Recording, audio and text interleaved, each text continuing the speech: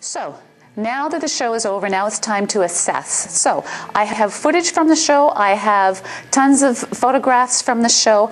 I am able to see me in conjunction with the other competitors, and this is really, really key. This is where competition rocks, because you get really low in body fat, and so what it does is it enables you to really focus in on your areas and see where you need to improve. So training throughout the year is great, and that's why I always say take photos, guys, because you got to see the changes. But if you do a competition once or twice a year, you see even more drastic changes because you're so low in body fat, you can see where you need to improve. So for me, I'm looking at my physique and I know what I need to do. I need to continue to build shoulders and lats. And the reason for that is I need to try to tighten my waist. I cannot tighten my waist with abdominal work.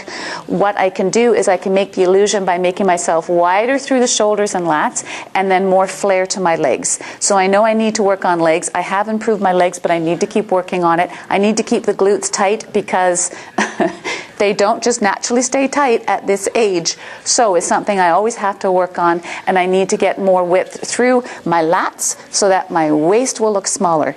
So looking at the other competitors, I can see I was the most conditioned, I was the most defined. They went with a little bit of a softer look, which was fine. So if I can do it, I'm going to try to go in a little bit fuller. I've got an extra 7 pounds on me since contest, believe it or not. It was only a week and a half ago. I've put on 7 pounds, but you can see already how I've filled out. If I can be this full going into the next show, that would be great. The trade-off is I carry extra in the middle. So I have to find a place where I can stay full, but I can still stay leaner in the middle, because that's my place where I put it on. I tend to be blocky. I'm high-waisted, I've got long legs, so I've got that working against me, but that's my genetics. That's what I have to deal with. The other girls don't have that. They have other genetic stuff they have to deal with.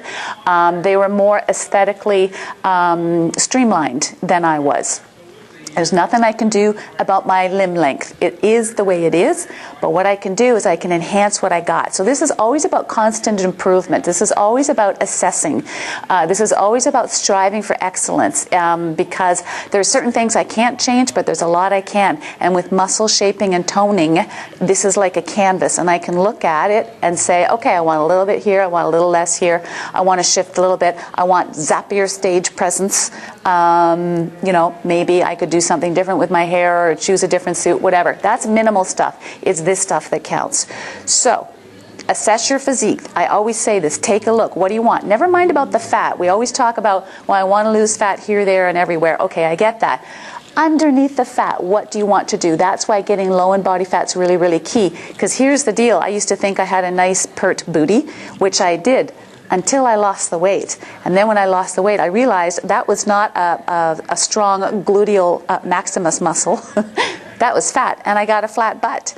And that's what happens when you get low in body weight. You kind of get fooled for a while thinking, no, I'm full here, and no, I got full glutes here. But when you get low in body fat, everything rearranges itself, and you get to see the true you and your true musculature.